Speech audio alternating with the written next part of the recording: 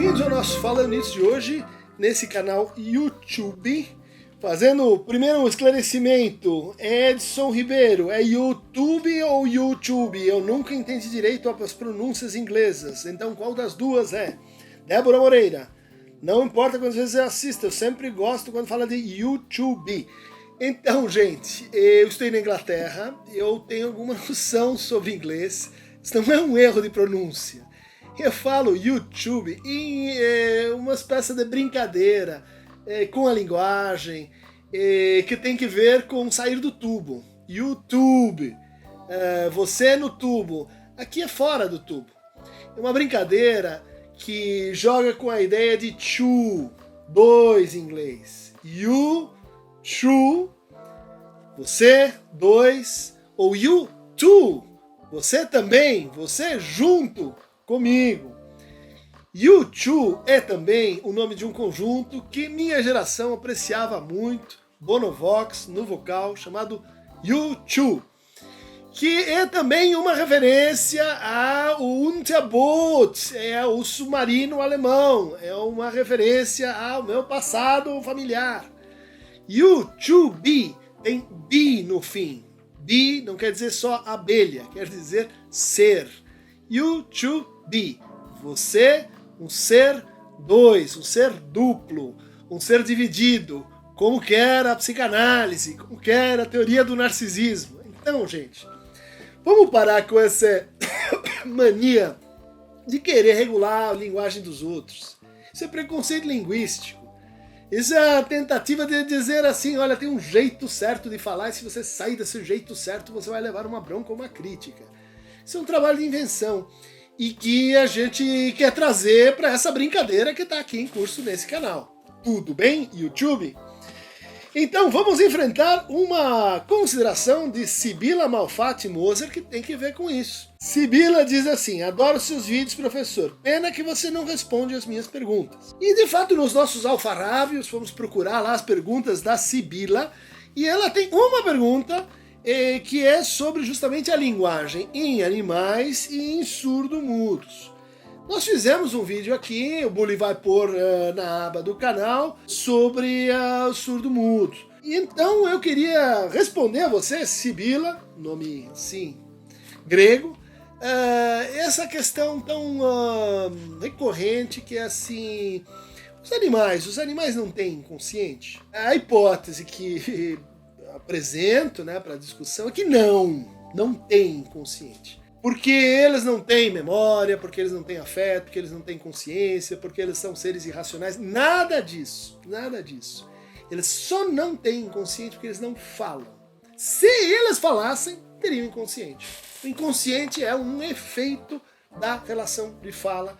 Tudo que vem junto com a relação de fala, seja uma comunidade de falantes, uma língua, um certo sentido específico para a linguagem.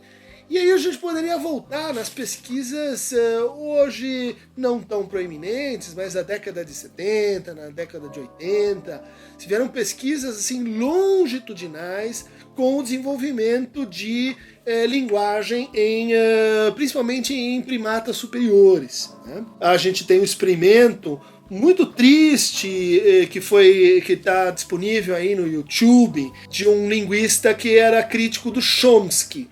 Então o que ele fez? Ele criou um pequeno chimpanzé e chamou ele de Chimsky. E ele tentava mostrar como o Chimsky, criado entre humanos, poderia então adquirir propriedades assim do ser falante e consequentemente ter um inconsciente. É uma pesquisa que mostra assim, os horrores da ciência por dentro, do que acontece com o Chimsky quando para o financiamento e então ele tem que ser desligado dessa família e que ele nitidamente sente efeitos assim do desapego, da ausência, ele deprime, a gente vê isso no filme, ou seja, não é que os animais não sofram, mas a experiência não deu muito certo do ponto de vista da sua hipótese fundamental, que era assim, eu vou desenvolver a linguagem no sentido da fala ou de algum modo de comunicação equivalente à fala, uma linguagem de sinais, por exemplo, nesse macaco. Essa experiência também não concorda com uma outra experiência conduzida pelo casal Gardner, que fez a criação então de um macaco, o Joshua, e que desde pequeno ele foi ensinado a usar fichas para pedir coisas e comunicar demandas. Bom, o que essas pesquisas mostraram pra gente? Né? Que os animais têm linguagem, mas a linguagem dos animais em estado de natureza, estado assim no seu ecossistema, ela é uma linguagem que apresenta algumas diferenças com a linguagem humana. Por exemplo, ela tem dificuldade de representar coisas negativas. Uma linguagem como as abelhas. As abelhas indicam assim com uma precisão incrível onde está a flor que você pode ir lá buscar por um sistema assim giracional de transmissão de informação. Mas só informação positiva. A linguagem animal, ela, por exemplo, determina ciclos de comportamento, de corte, né, de reprodução. A linguagem animal, ela tem uma codificação maior do que a humana, ela parece estar ligada a ciclos comportamentais mais ou menos fixos, onde os signos, eles têm uma relação mais ou menos permanente e fixa com aquilo que eles significam. Né? Então, entre a coisa e o signo compõe-se da imagem acústica, ou palavra, e o seu conceito.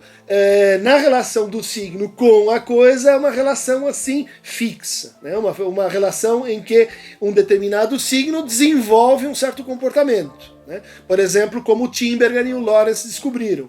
Para gansos pequenos, se você expõe um signo que é o movimento, eles são captados por esse signo e passam a seguir qualquer objeto, seja um humano, uma máquina, que se mova e responda àquela imagem, né, do signo. Mas é uma imagem presente, é uma imagem positiva. A pesquisa do casal Gardner, ela chegou a um resultado muito interessante num dado momento, que era assim, o Joshua entregava um cartão e pedia água, entregava outro cartão e pedia maçã, entregava outro cartão e pedia melão. Isso, enfim, permanece no nível em que a linguagem não consegue acessar o negativo, né? Ela não consegue representar ideias negativas. Mas um dia o Joshua entregou 2 cartões juntos, né? O cartão de água e o cartão de maçã. E eles ficaram assim, o que ele quer com esses 2 cartões? Ele quer água ou ele quer maçã? Ah, ele quer um watermelon, né? Ele quer uma melancia. E ele produziu algo que é bastante incomum para linguagens animais, que é uma metáfora. A combinação entre 2 signos ou 2 significantes, induzindo um terceiro elemento que, bom, fazia parte do repertório do Joshua, mas é uma criação. Isso é muito importante, é muito característico da linguagem humana, né? O seu poder de metáfora, o seu poder de metonímia, que são 2 modos de ação da negatividade que o Lacan explorou muito fortemente para caracterizar o inconsciente como o discurso do outro, como o lugar de onde eu recebo minha própria mensagem de maneira invertida, mas justamente porque eu consigo inverter uma operação de negação. É uma operação de translação de quem é que fala e quem é que escuta. É uma operação em que eu consigo me escutar além de mim mesmo, ali onde eu não me reconheço, no meu sonho, no meu xiste, no meu ato falho. Né? E os animais teriam então essa dificuldade, não de enganar o outro com a linguagem, os ursos fazem isso, né? Mas de apagar as suas próprias marcas para produzir uma nova marca. Ou seja, a marca apagada, ela é também um signo. Aparentemente isso, a linguagem, pelo menos a linguagem mais usual que a gente encontra nos animais, não consegue fazer.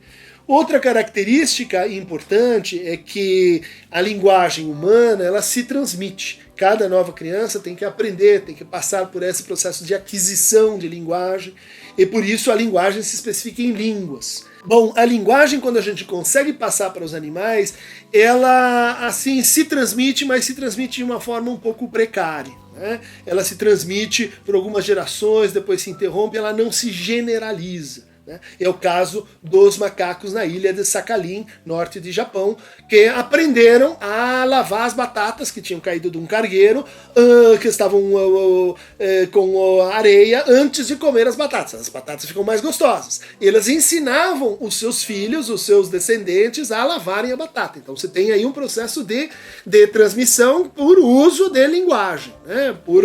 por aproximação e mimese. Mas isso vai, assim, acaba se perdendo ao longo do tempo, porque não se generaliza, né? É um comportamento relativamente isolado, né? Como os macacos que usam instrumentos para caçar térmites, né? Ou formigas, e que transmitem também isso, indicando que sim, os animais têm uma cultura, elas têm uma cultura incipiente, mas, de fato, elas têm linguagem, mas não com as mesmas propriedades da linguagem humana, e fica difícil argumentar que eles falam no mesmo sentido da fala humana. Ou seja, que compreende poética, compreende ambiguidade, compreende duplo sentido, compreende equivocação calculada.